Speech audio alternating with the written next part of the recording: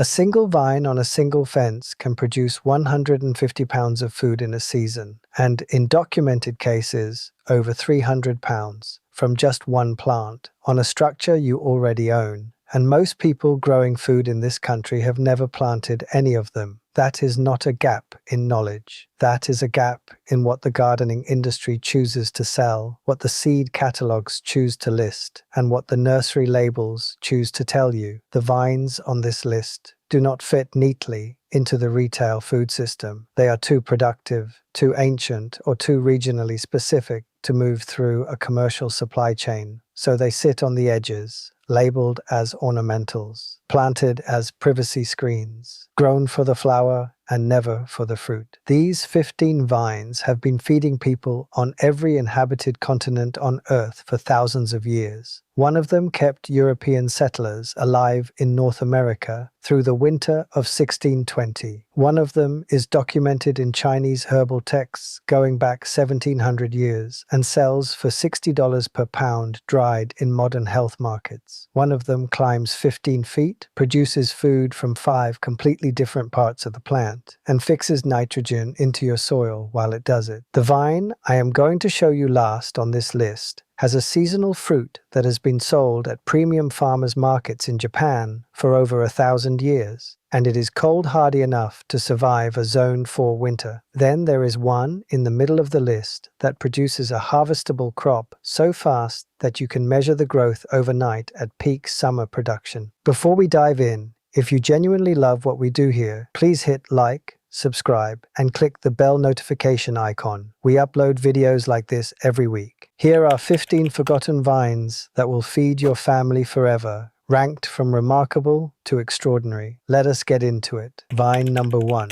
Chinese yam, the vine that feeds you from 3 directions at once. Chinese yam, Dioscorea polystachya, is a vigorous climbing vine native to China and Japan with a cultivation history stretching back over 2,000 years. It produces a long white edible tuber underground and small aerial tubers called bulbils along its climbing stems. Both are edible. One plant gives you 2 completely separate harvests simultaneously. Here is the number that matters. A single established plant in good soil can produce 6 to 10 pounds of underground tuber per season, and the bulbils on the stem add another pound or 2 of ready-to-eat starch on top of that. The underground tubers can reach 3 feet in length in loose, deep soil. One packet of bulbils planted this spring can feed you starch from 2 directions by fall. What makes this vine unusual is the aerial bulbils. Those small purple-brown nodules that form along the climbing stems are not seeds and not cuttings. They are fully formed mini-tubers you can eat immediately or replant to multiply your patch without spending another dollar. Every vine essentially plants its own next generation. Plant bulbils in spring after the last frost in deep, loose, well-drained soil with a strong vertical support,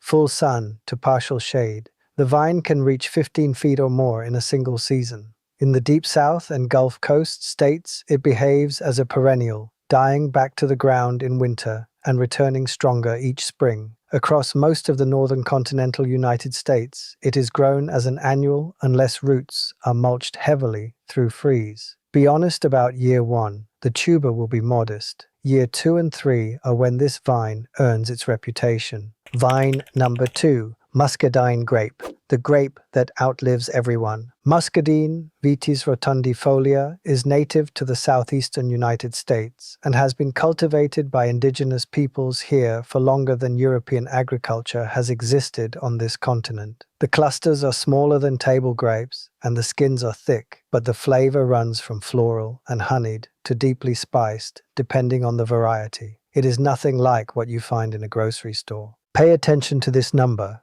A single mature muscadine vine in full production can yield 30 to 40 pounds of fruit per season. Some documented heritage vines in the Carolinas and Georgia are over 100 years old and still producing. One plant, one fence, 100 years of fruit. What makes muscadine unusual is its near-total resistance to the fungal diseases and insect pressures that destroy conventional wine grapes. Pierce's disease, powdery mildew, black rot. Muscadine shrugs at all of them. Commercial viticulture spent the last century trying to breed European grapes that could survive what Muscadine handles naturally. Plant bare root vines in early spring in full sun with a strong horizontal trellis or wire fence system. Muscadine needs a cross-pollinator for most varieties, so plant at least 2. It is adapted to hot, humid summers across the southeast and Gulf Coast, but selected varieties perform across most of the eastern half of the continental United States. Fruit typically begins in year 2 or 3. By year 5, you will be giving it away. Vine number 3. Schisandra, the 5-flavor vine. Schisandra chinensis is a woody perennial climbing vine native to northeastern China and the Russian Far East. The small red berries it produces contain all 5 flavors recognized in traditional Asian cuisine simultaneously: sweet, sour, salty, bitter, and pungent in a single fruit. It has been used in Chinese medicine and Korean cooking for over 2,000 years. In Japan, it is sold in specialty markets for prices most American growers would find difficult to believe. Here is the number that matters. Dried Schisandra berries regularly sell for $12 to $20 per pound in the American herbal and specialty food market. A mature vine in full production can yield 4 to 6 pounds of fresh berries per season. The math on that seed investment is not complicated. What makes Schisandra unusual is the sheer range of documented uses from a single vine. The berries are eaten fresh, dried, brewed into teas, and used as a culinary flavoring. The vine itself is ornamental enough that garden designers plant it without ever mentioning the fruit. There are Schisandra plantings in American ornamental gardens right now, with mature berry clusters on them that nobody is harvesting. Plant in partial shade with consistent moisture and a sturdy vertical support. Schisandra prefers cooler summers and performs best across the northern tier of the continental United States and into the Pacific Northwest. Most varieties require a male and female plant for fruit set. It is slow to establish. Honest note, year 1 and year 2 will be mostly vine. Year 3 is when the berries come and they do not stop. Vine number 4. Hardy kiwi. The kiwi that laughs at winter. Hardy kiwi, Actinidia arguta, is a vigorous perennial vine native to Eastern Asia, producing small, smooth-skinned fruits about the size of a large grape. No fuzzy skin, no peeling. You eat them whole. The flavor is identical to the tropical kiwi in every grocery store, sometimes sweeter, and they ripen in clusters directly on the vine through September and October across most of the northern United States. Pay attention to this. A mature hardy kiwi vine in full production has been documented yielding over 100 pounds of fruit per season. One vine, one strong pergola or fence. 100 pounds of kiwi fruit that retails for $4 to $6 per pound in specialty markets. What makes hardy kiwi unusual is the cold hardiness. The tropical kiwi you buy at the store cannot survive a hard freeze. Hardy kiwi tolerates temperatures down to 25 below 0 Fahrenheit. It grows across every climate in the continental United States with the right variety selection. It simply does not exist in mainstream grocery supply chains because the fruit is too small and too perishable to ship at commercial scale. That is not your problem. That is your advantage. Plant in full sun with an extremely strong support structure. This vine gets heavy. A weak trellis will not hold a mature plant loaded with fruit. Most varieties require a separate male plant for pollination. Establish in spring and expect the first meaningful fruit set in year 3 or 4. Honest note, the vine grows vigorously from year 1. The fruit catches up. Once it does not stop for decades. Are numbered, and this particular one is 7449 Chico. And so this is one of our earliest ripening hardy kiwis or kiwi berries. You can see it produces its fruit in clusters, so we can harvest them by the cluster. We can just snip off the whole cluster. Vine number 5, air potato, the vine that grows groceries while you watch. Air potato Dioscorea bulbifera is a fast-climbing tropical vine native to Asia and Africa with a history in subsistence agriculture stretching back thousands of years across 3 continents. The aerial tubers that form directly on the climbing stems, bulbils that look like small brown potatoes, hanging in clusters from the vine, are what give this plant its name. They drop when ripe. You pick them up and cook them. Here is the number that matters. A single air potato vine in a warm season can produce aerial bulbils by the dozens, with documented yields of 20 to 40 pounds of harvestable bulbils from an established plant in a single growing season. What makes air potato unusual is the speed. This vine is one of the fastest growing food plants in existence. Under warm conditions, it can extend a foot or more of new growth in a single day. It will cover a chain link fence completely in one season. The aerial bulbils require no digging, no tools, no cultivation. They form above ground, visible on the vine, and fall into your hands. Honest note: grow edible, cultivated varieties sourced from reputable nurseries, as wild-type Dioscorea bulbifera contains compounds that require cooking to neutralize. Cultivated food varieties have been selected over generations to minimize this. Cook the bulbils before eating, as you would any starchy root vegetable. Plant in full sun after the last frost. Air potato thrives in the deep south, Gulf Coast, Florida, and across the warm, humid southeast. In frost-free climates, it returns as a perennial. Farther north, it is grown as a warm season annual with remarkable results. Little tuber that you see here, these are called air potatoes. Now they're not really a potato, they're a species of yam. They're, for those of you that are really into botany, the Latin name is Discorea. If you have subscribed to this channel before, you already know I do not put things on these lists that I have not watched produce real food in a real growing space. And if this kind of content is what you come here for, plants and systems most people have never heard of, that actually produce food, that use space you already own, please hit like, subscribe, and click the bell notification icon. Vine number 6, winged bean, the vine that gives you 4 harvests from one plant. Winged bean, Sophocarpus tetragonolobus, is a tropical climbing vine native to Papua New Guinea and Southeast Asia, where it has fed communities for centuries as one of the most nutritionally complete food plants in existence. The pods are edible, the leaves are edible, the flowers are edible, the roots are edible. No other common garden vine delivers 4 completely distinct harvests from the same plant at the same time. Write this one down. The winged bean produces pods ready to harvest in as little as 60 days from transplant. A single productive vine in a long warm season can yield 15 to 20 pounds of pods, plus a separate harvest of tuberous roots at season end that taste like a cross between a water chestnut and a sweet potato. What makes winged bean unusual is the protein content. The dried seeds contain roughly 37% protein by weight, comparable to soybean, with a complete amino acid profile. In parts of Southeast Asia and Papua New Guinea, it has historically been called the poor man's soybean. The roots alone have more protein than almost any other root vegetable on earth. Plant, after all, frost danger has passed in full sun with a trellis or fence for support. Winged bean demands heat and humidity and performs best across the deep south, Gulf Coast states, and anywhere that delivers a long summer above 80 degrees. Farther north, it can be grown as a warm season annual with a head start indoors. Year 1 production is strong. This vine does not make you wait. That one's great. When you first look at them, you can't see them all, and then you just stare at it. It's probably because I'm blind as a bat, and you'll manage to find a heap of them. Go around to the really tiny ones. This one is too big, so it's quite, it's probably actually okay, but they do get quite big, and once they get really big, they get really hard. So because I've got a lot of choice, I won't eat that one.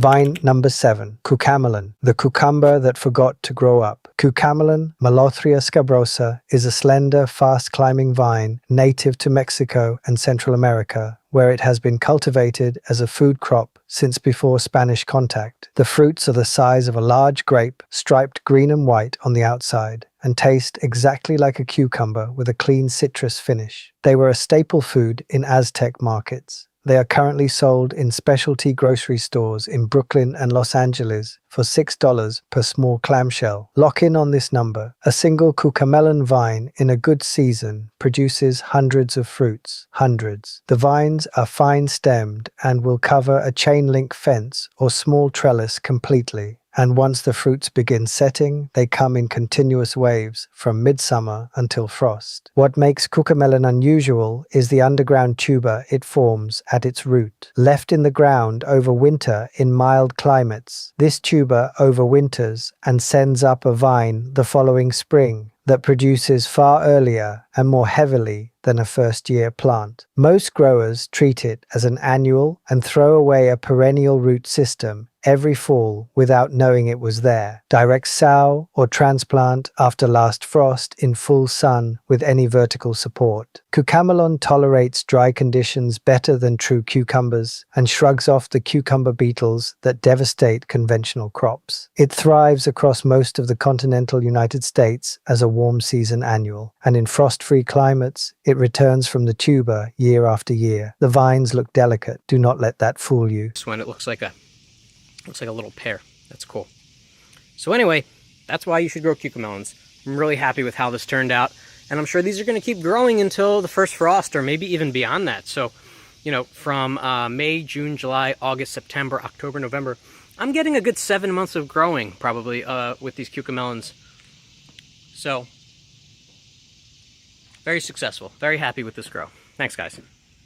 Vine number 8, Tromboncino squash, the squash that climbs and never quits. Tromboncino, also called Tromba d'albenga, is an Italian heirloom climbing squash with documented cultivation in the Ligurian region of northern Italy going back several hundred years. The fruit is a pale green, elongated squash that curves at the base into a distinctive trumpet shape, growing to 2 feet or longer. It is eaten young as a summer squash or left to cure into a hard winter squash. One vine delivers both harvests, depending on when you pick. The number speaks for itself. A single Tromboncino vine, trained vertically, has been documented producing 40 to 60 pounds of fruit in a single season. On the ground, it sprawls and consumes space. On a fence or strong trellis, it goes straight up, concentrates its energy, and produces an almost absurd volume of squash in the vertical footprint of a single fence post. What makes Tromboncino unusual is its resistance to squash vine borer, the pest that collapses conventional zucchini and summer squash operations across the eastern United States every single year. Tromboncino stems are solid rather than hollow. The borer larva cannot tunnel through them. Growers who have lost summer squash crops to vine borer for a decade straight switch to Tromboncino and never lose a vine again. Start seeds indoors 3 to 4 weeks before last frost, or direct sow after frost, in full sun with the strongest vertical support you own. The vine is vigorous and the fruit gets heavy. A wire fence, a sturdy pergola, or a dedicated A-frame trellis will hold it. Grows as a warm season annual across all of the continental United States. Harvest young fruits at 6 to 8 inches for summer squash use and let others mature to full size for long-term storage. Honest note, 1 vine may be enough. Pay close attention to the next entry. This vine fed the first European colonists in North America through their worst winters and then disappeared from almost every garden in the country. Vine number 9, American groundnut, the vine that kept colonists alive. American groundnut, Apios americana, is a native North American perennial climbing vine that produces strings of edible starchy tubers underground along its root system. It is native to the eastern half of North America and was a primary food source for dozens of indigenous nations from the Great Lakes to the Gulf Coast for thousands of years. The Pilgrims survived their first winters in part because Wampanoag people showed them where it grew. It then quietly disappeared from American food culture for 300 years. This is the part most people do not believe until they look it up. University of Louisiana research identified Apios varieties producing tubers with 3 times the protein content of the potato, 3 times, on a perennial vine that returns every year without replanting. What makes American groundnut unusual is the combination of protein, starch, and permanence in a single native perennial. The tubers taste like a richer, nuttier version of a potato. The vine also produces small edible beans in late summer. 2 harvests, 1 native perennial, 0 replanting after establishment. Plant tubers in spring in full sun to partial shade with a fence or trellis for support. Grows across most of the eastern continental United States in average to moist soil. First-year tubers are modest. Honest note, year 2 and 3 production increases significantly as the underground chain of tubers expands. This is a long game plant, and the long game is exactly where it wins. Vine number 10, Malabar spinach, the leafy green that thrives when everything else quits. Malabar spinach, Bacella alba and Bacella rubra, is a fast-climbing tropical vine native to South Asia and Africa, with cultivation records going back over 2,000 years across India, Sri Lanka, and Equatorial Africa. It is not a true spinach, it is something better. The large, glossy, thick leaves taste like spinach with a mild mineral finish and hold their texture under heat in a way that conventional spinach never does. Write this down and read it twice. A single Malabar spinach vine in full summer production can yield 1 to 2 pounds of fresh leaves per week, continuously from midsummer through frost. That is not a seasonal harvest. That is a weekly harvest that runs for months from a single vine on a single fence section. What makes Malabar spinach unusual is the timing. Conventional spinach bolts and turns bitter the moment summer heat arrives. Malabar spinach wakes up when that happens. It is a hot weather crop that produces its heaviest leaf yields in the 90-degree weeks that shut down every other leafy green in your garden. It fills the exact gap in the growing calendar that most gardeners have accepted as inevitable. Start transplants indoors 4 to 6 weeks before last frost, or direct sow after soil warms in full sun with a trellis or fence. Malabar spinach thrives across the deep south, Gulf Coast, and anywhere with long, hot, humid summers. In the upper Midwest and Northeast, it performs well as a warm season annual with a long enough summer. The red-stemmed Bacella rubra variety is visually striking and equally productive. Honest note, the leaves have a slight mucilaginous texture when eaten raw that some people find unusual at first. Cooked, it disappears completely. Vine number 11, Scarlet runner bean, the bean that never stops giving. Scarlet runner bean, Phaseolus coccineus, is a perennial climbing vine native to the mountain regions of Central America, with a cultivation history among indigenous Mesoamerican peoples going back at least 2,000 years. The flowers are a vivid scarlet that draws pollinators from across the yard. The pods are edible young as snap beans. The mature dried seeds are large, purple-black, and beautiful, and they cook into one of the richest, meatiest beans available to any home grower. One figure tells the whole story. A single scarlet runner bean vine, trained up a 6-foot fence section, can produce 3 to 5 pounds of dry beans per season, in addition to weeks of fresh snap bean harvests earlier in the season from a plant that costs you less than $1 in seed. What makes scarlet runner bean unusual is what happens below ground in mild climates. The root system forms large perennial tubers that overwinter in the ground and send up a stronger, more productive vine the following spring. In the deep South and Gulf Coast states, and across mild winter climates of the Pacific coast, this annual bean is actually a perennial. Most growers pull it out in fall without knowing the root system was prepared to feed them again for free. Direct sow after last frost, in full sun with a fence or trellis. Scarlet runner bean tolerates cooler summers better than most beans and performs well across most of the continental United States. In hot climates, afternoon shade improves fruit set during peak summer heat. The flowers alone justify the fence space. The harvests are simply a bonus that keeps compounding. Birds love. Look how gorgeous they are. So these 2 pods were still a little green, but once the pods dry up, the beans start to turn dark, some more black, but they'll still have that lilac speckled markings on them. Aren't these the prettiest beans you've ever seen?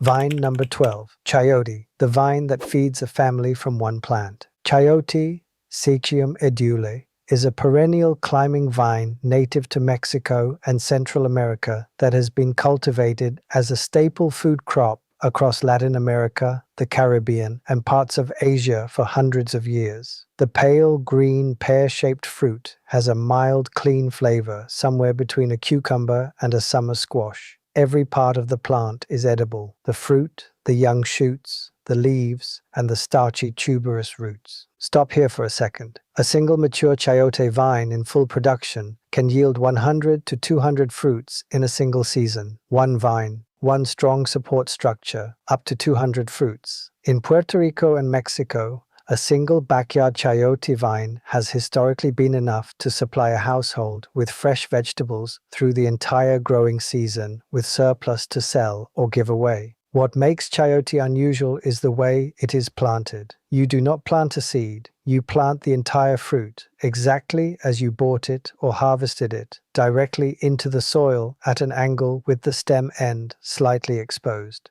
The fruit itself is the seed vessel. There is no separation. You bury the whole thing and it grows. No other common food vine works this way. Plant the whole fruit in spring after last frost in full sun with an extremely strong support structure. Chayote vines become massive. A mature plant will cover a full pergola or large fence section completely within one season. It thrives in the deep south, Gulf Coast states, Florida, and across warm winter climates of the Southwest and Pacific coast. In frost-free climates, it is a true perennial returning for decades. Farther north, it is grown as an annual with strong results in long summers. First fruit typically arrives in late summer or fall. Year 2 production is dramatically heavier. Vine number 13. Hyacinth bean, the vine that earns its place twice. Hyacinth bean Lablab purpureus, also called lablab bean or sem, is a fast-climbing annual vine native to Africa with cultivation records across the African continent, the Indian subcontinent, and Southeast Asia going back over 4,000 years. The purple flowers are ornamental enough to stop people on a garden tour. The flat, deep purple pods that follow are edible. The dried seeds inside are a protein-dense staple legume that has fed hundreds of millions of people across Africa and Asia for millennia. Here is what the math actually says. A single hyacinth bean vine in a good warm season produces pods continuously from midsummer through frost. Dried seed yields from a well-managed planting run 200 to 300 grams of dry protein-rich beans per plant, with fresh pod harvests on top of that for weeks. The seed cost is negligible. The ornamental value alone would justify the trellis space in most garden budgets. What makes hyacinth bean unusual is the gap between its ornamental reputation in the American market and its food reputation everywhere else on Earth. In the United States, it is sold almost exclusively as a flowering annual for decorative trellises. In India, East Africa, and across Southeast Asia, it is a primary protein crop, the same vine.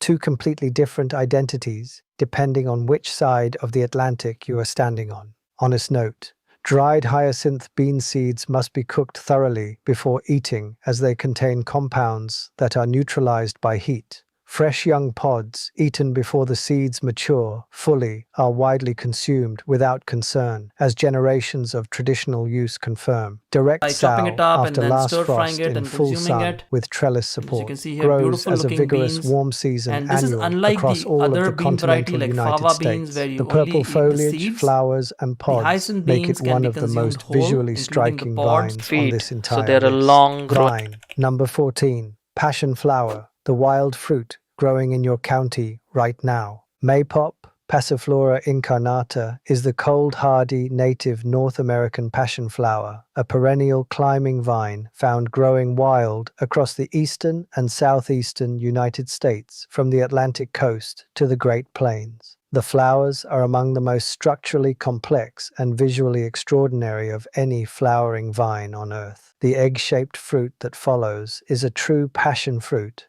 with a fragrant, sweet, tart yellow pulp surrounding black seeds, identical in flavor profile to the tropical passion fruit sold in specialty markets for $3 to $5 each. This is what settled it for me. Native Maypop passion fruit has been sold in American farmers markets and specialty food stores at prices ranging from $2 to $4 per individual fruit. A vigorous, established vine produces dozens to over 100 fruits per season, depending on conditions. The vine is already growing wild in fields and fence rows across the southeast. It is not an exotic import. It is a native perennial that has been feeding people on this continent for thousands of years. What makes maypop unusual is the cold hardiness. Tropical passion fruit cannot survive a frost. Passiflora incarnata is root hardy to -4 degrees Fahrenheit. It dies back to the ground in winter across most of its range and returns from the root system in spring, spreading slowly by underground runners to form a productive perennial colony over time. Plant in full sun in well-drained soil with a trellis or fence. Maypop thrives across the entire southeastern quadrant of the continental United States and performs well as far north as the mid-Atlantic states and lower Midwest, with root protection in the coldest winters. It spreads by underground runners over time, so plant it where you want a permanent productive patch. The flowers alone draw more pollinators than almost any other vine on this list. The fruit is the reward for everyone else who walks past it and sees a weed. Vine number 15. Akebia, the chocolate vine that nobody is growing yet. Akebia quinata, known as chocolate vine or five-leaf akebia, is a semi-evergreen perennial climbing vine native to China, Japan, and Korea, with documented cultivation in Japanese gardens and food traditions going back over 1,000 years. The flowers have a faint chocolate vanilla fragrance that gives the vine its common name. The fruit it produces in autumn is unlike anything in a Western grocery store. A soft, sausage-shaped pod, 3 to 4 inches long, that splits open when ripe to reveal a sweet white translucent pulp surrounding dark seeds, with a flavor described consistently as a cross between vanilla custard and lychee. Write this one down carefully. Dried Akebia fruit and fresh fruit sell at Japanese specialty markets and in the emerging American specialty food market for prices ranging from $8 to $15 per fruit. A mature vine in full production can set 20 to 40 fruits per season under good conditions. The vine itself is vigorous, cold hardy to -20 degrees Fahrenheit, and requires almost no inputs once established. What makes Akebia unusual is the combination of near-total obscurity in the American market and deep culinary tradition in East Asia. The young shoots are eaten as a vegetable in early spring in Japan. The hollow seed pods left after the pulp is eaten are stuffed with seasoned minced meat and fried as a traditional dish in the Yamagata region. The fruit, the shoots, and the pod itself all have documented food uses. Nothing is wasted. Donc voilà, c'est très simple de savoir s'il est mûr. Quand il est fermé, il n'est pas mûr. On voit qu'il s'ouvre légèrement. Là, il commence à être mûr. Quand il est ouvert, on peut le consommer et il sera parfaitement sucré. Il me semble que la méthode la plus simple pour le consommer, c'est d'utiliser une petite cuillère et on consomme en fait la pulpe qui est autour des graines. Alors, le problème, c'est qu'on se retrouve dans la bouche avec plein de petites graines qu'il va falloir cracher par-ci par-là pour ressemer des Akebia partout dans le jardin. Si on n'a pas envie de cracher partout, on peut également ingérer les petites graines, cela ne pose pas de soucis, comme on ferait pour des pépins de pastèque en fait. C'est pas grave si on consomme quelques pépins. L'Akebia. Here is the single thread connecting every vine on this list. Not one of them needs much from you once it is established. Not one of them takes up ground space you are already using. Every single one occupies vertical surface that is currently producing nothing. Fence lines, deck railings, arbors, old tree trunks, and turns it into a food source that returns year after year, often requiring less attention in year 5 than it did in year 1.